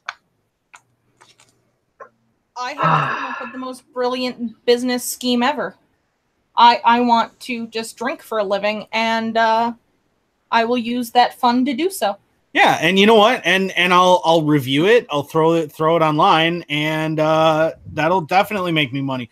Or I'll sell essential oils to cancer patients at $100 a pop, and I'll make money that way. There's actually a company out there. Oh, I know. But my point is, there are tons of failed business ideas that are going to happen out of this, even ignoring the fact that this money is going to come from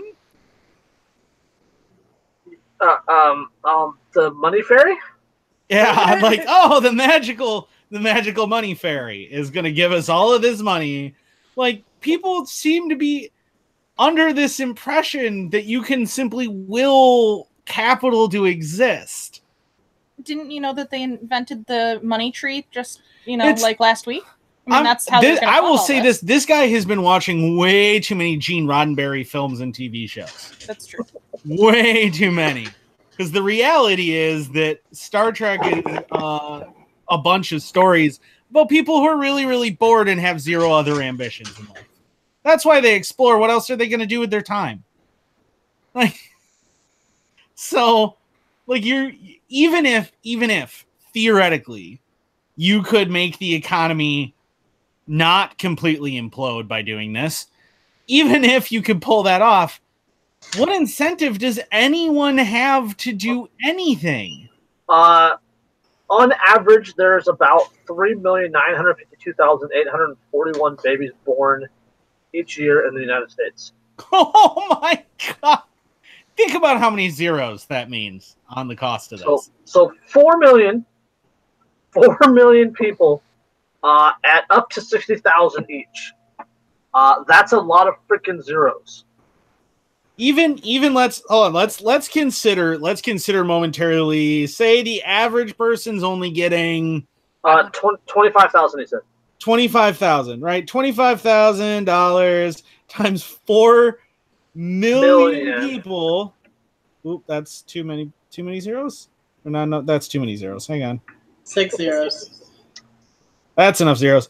That comes out to a cost of $100 billion. Oh yeah. You forgot the pinky. Yeah, The pinky. $100 billion annually. Just for those. No, more than that annually, because you forgot the 2% interest. To adjust for inflation on all the other accounts. So essentially what he's saying is, so what we're going to go ahead and do is every year, new people, the babies take over literally everything in the entire economy. They take over everything. And then the next year, the next babies take over everything. And anyone who's older than a year old, you're just fucked. Sorry. Now. Like, if you guys remember, there's a movie with Justin Timberlake with the clock on his arm. Time. Yeah, or in time. Time or in time, whatever it's called. And it's like you're born with like a year's worth of time, right? And it doesn't kick in until you're like, once you turn 18 years old, then your clock starts ticking. And once you get down to 0, then you die, right? And like people, they work for time. They pay for things with time. This is almost the same sort of thing. Yeah. And that was a fucked up world. Well, yeah, because some people because you still can't, no matter what these people want to do, there is no fairy that is going to come along and wave a magic wand and make the laws of supply and demand and scarcity suddenly evaporate. You can't do that. It doesn't work. Scarcity will always apply to everything. Always. No, it will always apply, number one. And number two, like the cost on goods and services, because these are going to have to be paid for with taxes. Right? Yeah. I mean, we got to raise $100 billion in new taxes to pay for these. I'm sorry, over $100 billion in taxes to pay for these. We're gonna have to sacrifice the roads.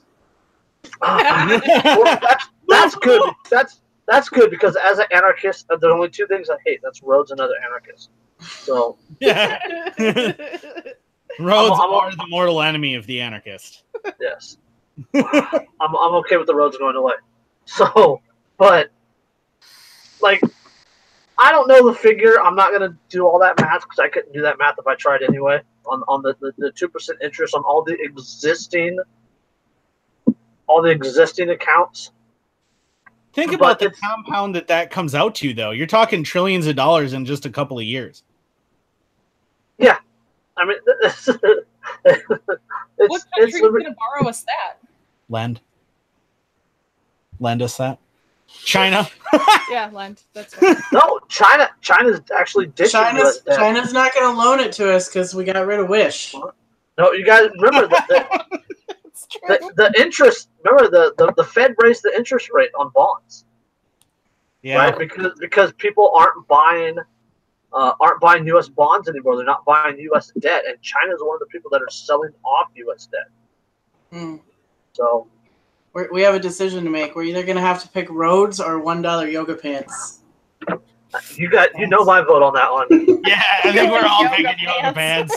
pants. I don't need roads when I have all these wonderful yoga pants.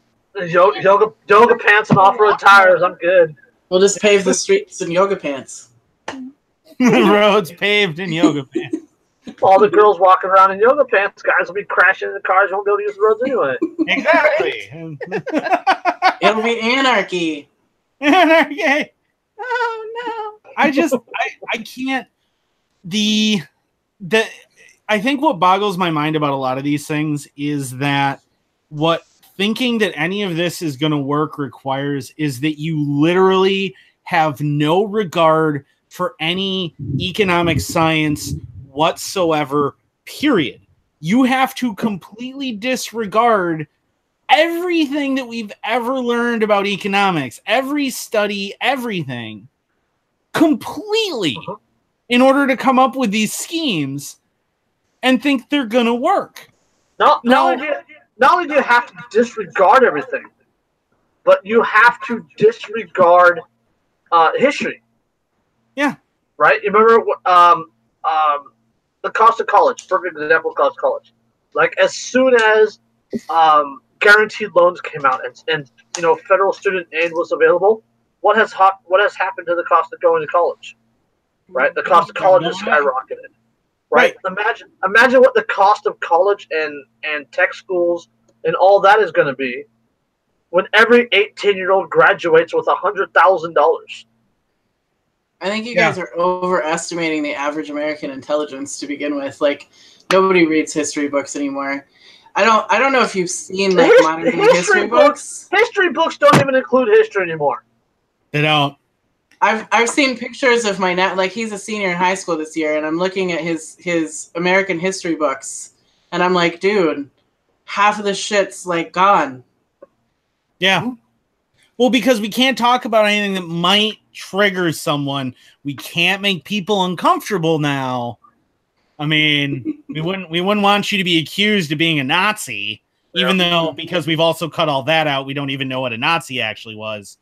But we apparently don't know where fascists were anymore either. So yeah, it's I've talked to people who are even in like the 24-year-old and younger age brackets, and they have no idea anything about the political process in America. They don't know anything about history. They don't know anything about economics. And I'm like, well, what did you ever learn in school? They learned just enough math to be able to create a household budget. Does Common Core count as math? No, not really. I don't think it does. No. But most of them, I mean, shit that my 8-year-old is learning right now, I'm like, I don't even know what's going to happen to her when she's like 18 if I wasn't supplementing her knowledge. Like, it's ridiculous. Well, and that's she just doesn't learn about anything. I'm a product of the public school, and I got punished for knowing things ahead of time. Yeah. How dare you be so? I questioned narratives all the time in high school, all the time, because like I was like, no, that doesn't make any sense. You're leaving out a huge chunk here. You're leaving out a huge chunk there. In fact, what was that thing that I just mentioned the other day where I was like, they leave out this huge piece? Oh, the Whiskey Rebellion. Yeah, the Whiskey when I brought up how they teach the Whiskey Rebellion, they leave out like this entire massive military battle. They do when when you learn about the Great Famine too. Yeah, and they leave out the fact that the famine was completely engineered by the British Empire, that they had the opportunity to fix it and to take care of it and chose not to actively. They leave out, like, World War I. Thank God Battlefield 1 came out and got everybody back into World War I, because that was getting completely forgotten. The battles, the causes, everything about it, everyone was forgetting why that even happened. The Great Depression. Have you read about the Great Depression in a modern history book? No, it gets glossed over. Oh, the stock market crashed, and basically what it amounts to is literally the stock market crashed, a bunch of people starved, Dust Bowl, but hey, World War I and Woodrow Wilson came along. Yep. The New Deal, it saved everybody. Well, yeah, and it's, I mean, or FDR rather, and I mean, but that's what, you know. But hey, all of a sudden, you know, we had the boom, and then we had the crash, and but we had a world war, and we had FDR, and hooray for that. And it teaches Keynesian economics by subterfuge, for one. Yeah, it's copy and paste education. It's not education. It's regurgitation of the bare minimum, absent the fact. They're literally rewriting history through faux education. Well, what really upsets me is I'm 30 years old and I went to public school my entire life. And then I meet Andrew and he talks about all this historical stuff that happened here in the United States. And I'm like, what? Really? That happened? Yeah. I'll bring stuff up and I'll be like, well, I mean, it's like insert his formerly well-known historical event here. What? Or like the Spanish-American War. I only vaguely know what that is. If I even mention the Spanish-American War, do you know how many people look at me and blink? People even in their 40s that look at me and blink. Or the War of 1812, or any of them. None of them happened. You mentioned the White House being burned to the ground during the War of 1812, and everyone blinks. Happened? Yeah, exactly. I actually didn't know that. You didn't know that? No. The British burned the White House to the ground. Mm-hmm. Interesting. The original one. I feel really Dolly Madison rescued all the paintings from the White House, otherwise we wouldn't have them all. Yeah, all the ones that predated. Yeah, she grabbed them all and trucked them out. Like literally as the British were coming down the street. Like it was pushing it real quick. See, there's a great example. I had literally no idea that happened. Or I mentioned the other day, I think to you, I mentioned the U-boat that's you can actually dive on. It's in such shallow water, a World War II German U-boat off the coast of North Carolina. You can literally dive on. And she looked at me and went, what? Yeah, the U-boats literally prowled within sight of North America. They actually went into New York Harbor and sank a ship there.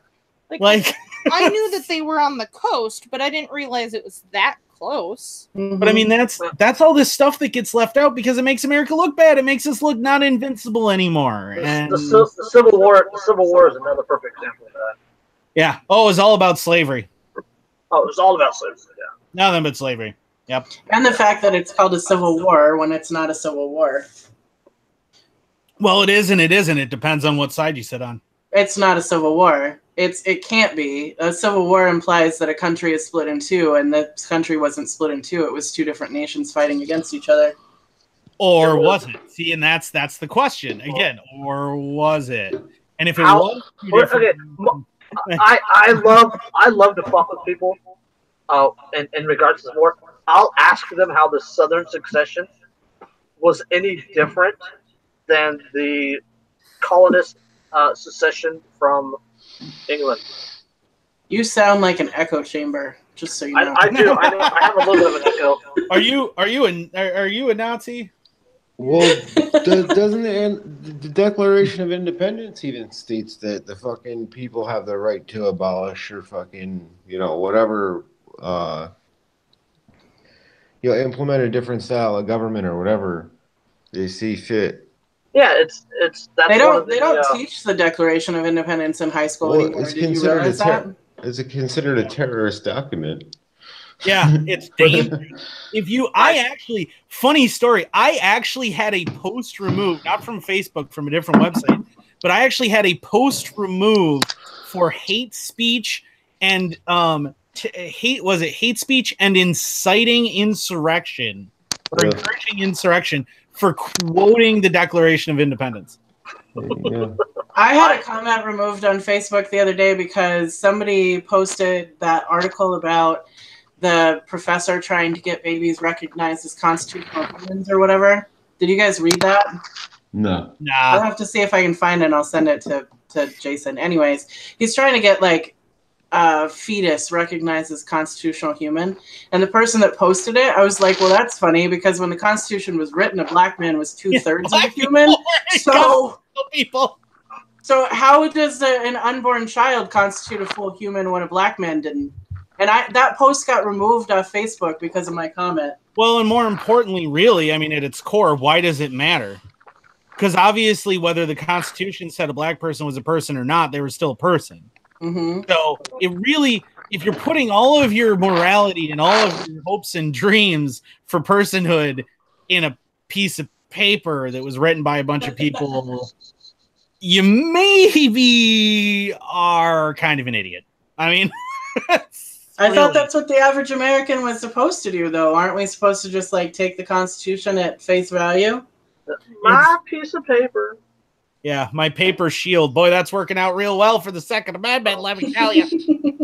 Well, the Second Amendment was only for those muskets and stuff. Hey, if you're going to complain that the Second Amendment only applies to muskets, you better be writing that on parchment with a quill. And they should never have ever thought anything of machine guns or anything mass destructive. Wait. Puckle gun, cannon, mortar. Yeah.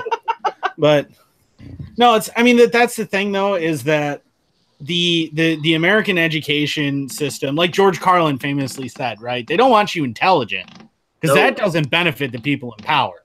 They don't want you intelligent. They don't want your kids to grow up smart. That would be terrible for them. They need you to be dumb, but think that you're smart because you can regurgitate the facts that they told you. Mm-hmm. No child left behind. Speaking of George Bush. Yeah, John Taylor Gatto. I'm sure you guys know his name. He was a teacher in New York. He wrote a book called Dumbing Us Down, The Hidden Curriculum of Compulsory Schooling. He has a quote that says, "Whatever education is, it should make you a unique individual, not a conformist. It should furnish you with an original spirit with which to tackle the big challenges. It should allow you to find values which will be your roadmap through life. It should make you spiritually rich. A person who loves whatever they are doing, wherever they are, whomever you are with. It should teach you what is important, how to live, and how to die." That is education. That is what education is. What is taught in school is not education. No, it's schooling. It's not education. It's schooling. It's indoctrination. Yeah, indoctrination. Well, all right, let's jump on this last art. We're already over time, but who cares? I'm having fun. I have to get this last article in, you guys, because teacher beats up student who owed him money for weed. That's good, OJ. Slash, you have my money. Get my money, bitch. 350. A Bronx charter school teacher recruited a student to help him score. Of course, it's in the Bronx. Yeah, help him score $4,000 worth of marijuana, and he beat the teen senseless when he found out the kid pocketed the cash. Are you kidding me? Well, you gave a teenager $4,000 worth of weed, and you're surprised by the outcome? Kevin Pope, 48, also stole the teen's iPhone and wallet and threatened to sexually assault his mother if he didn't get the money back. I mean, it's horrible, but the idea of a teacher doing it to a student over weed is great. Pope, a science teacher at John V. Lindsay Wildcat Academy in Hunts Point, was arrested at school Friday morning and charged with assault and robbery in the attack a day earlier. Oh God, the kid was a snitch. Please tell me. I'm glad it was weed and not meth. I was saying, please tell me that kid's name was Jesse. No, they call him in the unidentified teen. I want to know what his name is. Yeah, he's got to have a name. Pope had asked students around the school back in June if they knew a drug dealer and to put them in touch with a teen who promised he could score a large stash of drugs from his contact in Manhattan. Pope gave the kid $4,000 for the hefty purchase. The unidentified teen told cops he met the dealer near Central Park, but he was told that the quantity of drugs he was seeking would cost $7,000. The student then blew off the transaction and spent the money. 3 months later, shortly after the start of the new school year, Pope found the teen about 2 blocks away from the Lafayette Avenue building and demanded the money be returned. When the student said it was gone, Pope allegedly socked him in the face multiple times took his iPhone 6, gold chain, and wallet containing the boy's school ID and 2 Metro cards. A source said that Pope, quote, threatened to have him beat up again and have his mother sexually assaulted. The student needed three surgical staples to close gashes on the back of his head.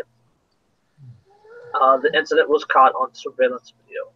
I mean, to be fair, he did totally jack $4,000 from this guy.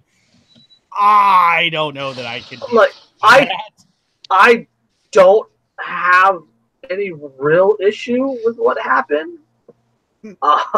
He did have a verbal contract with the guy. He did receive money for the guy in exchange for doing something. He didn't do said thing and spent the money on something else. Well, and he was, yeah. I mean, what kind of a douche goes, okay, I can get you $4,000 worth of weed, and then goes, okay, I want $4,000 worth of weed. I want this amount. Well, no, that'll be $7,000. It doesn't go, okay, well, give me less what I can get with the $4,000, and goes, well, I guess I tried, and then shoves it in your pocket. No, at that point, you deserve to be hit in the face repeatedly. Like, going back to our conversation about schooling.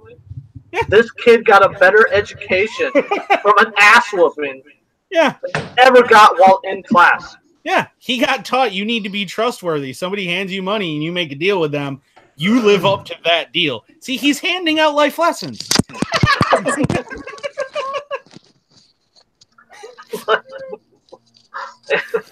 and Capiscan public schooling.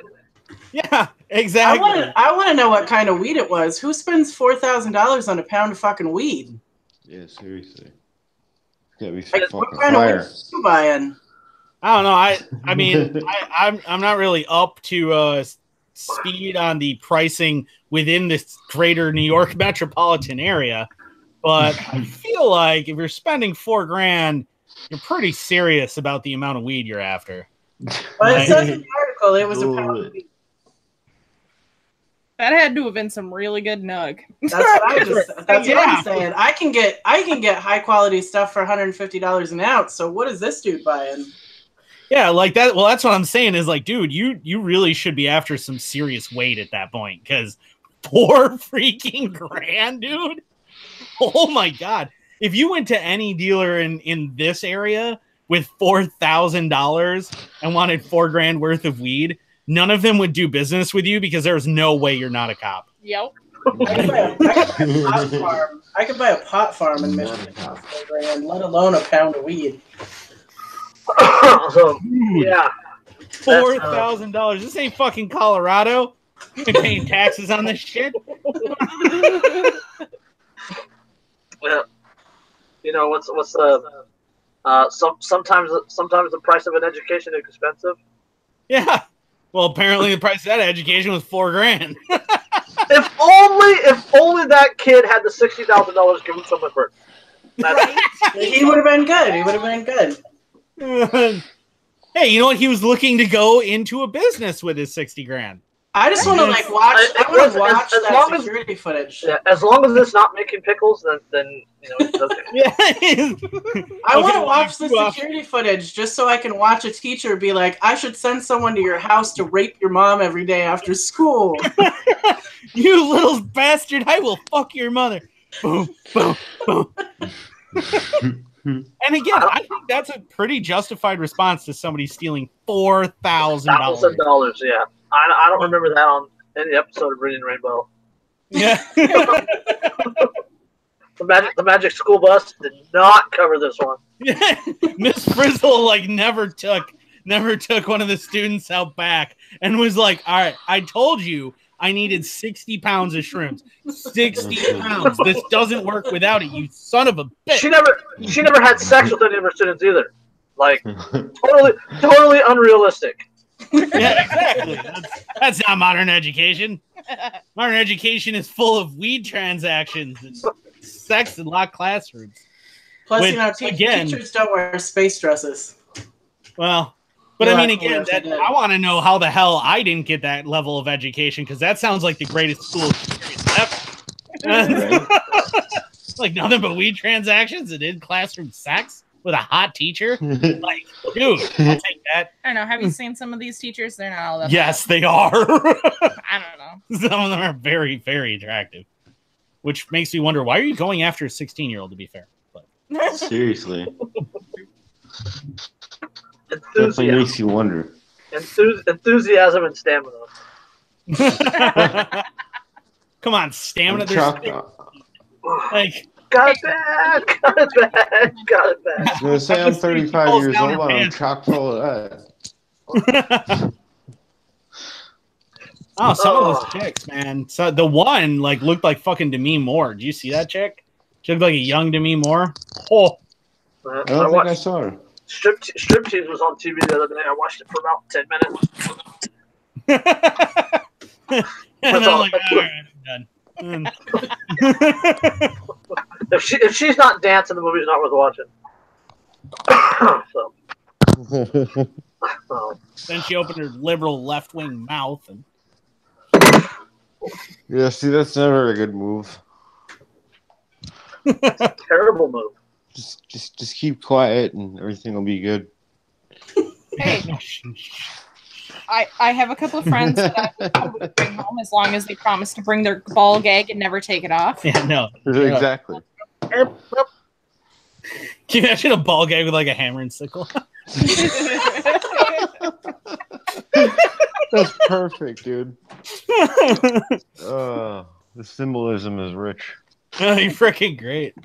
I'm gonna start selling those off an American flag one with like a thin blue line. That'd be fucking great. Made of get the one that's the snowflake with the thin blue line though. Oh, nice. Yes. Yeah, and it'll be flavored like kiwi boot polish. It'll be great. They'll really piss them off.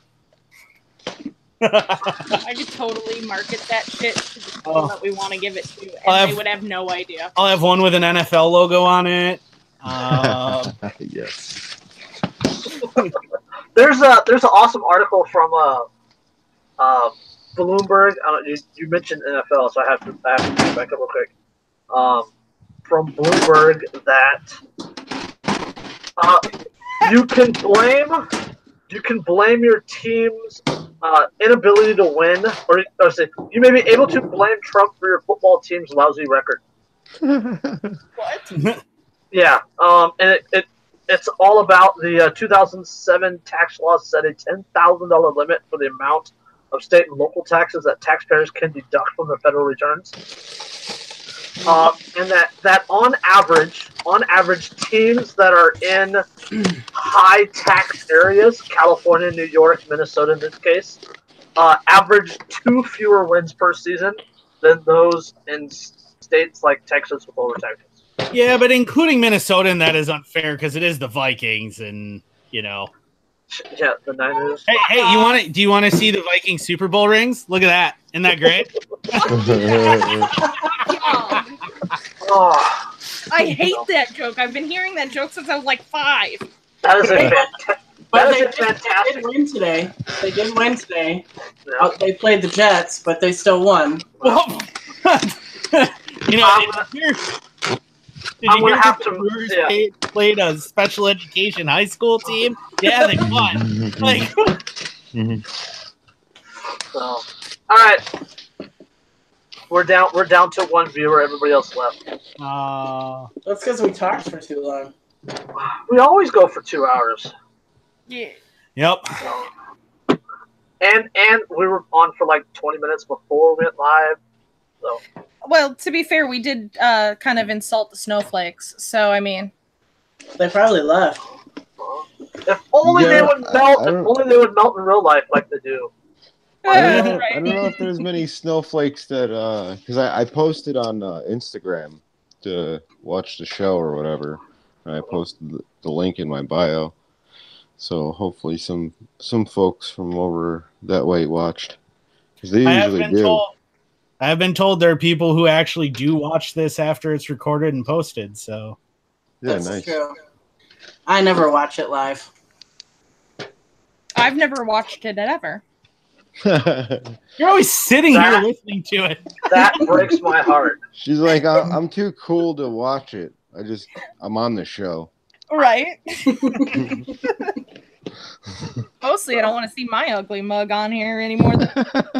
Oh, you put up with me, so stop it. Yes, but you're handsome. I was gonna say you're ugly, but look at the rest of us. What are you talking about? Seriously. Hey. They won't let me Well, you're flash. not a regular, so you don't count. I mean, everybody. They won't let me flash the camera. We would get more views if that was a thing that was allowed. I mean, really, you and Derek are just on here Carrie- in bikini tops. Carrie says she's the sole viewer right now. Nice. Hi, Carrie. Okay, thanks for watching. She's awesome. So, yeah. All right. I guess on that note, this has been episode 45 of Anarchy Among Friends Roundtable Discussion, and we'll catch you next time. Peace. Peace.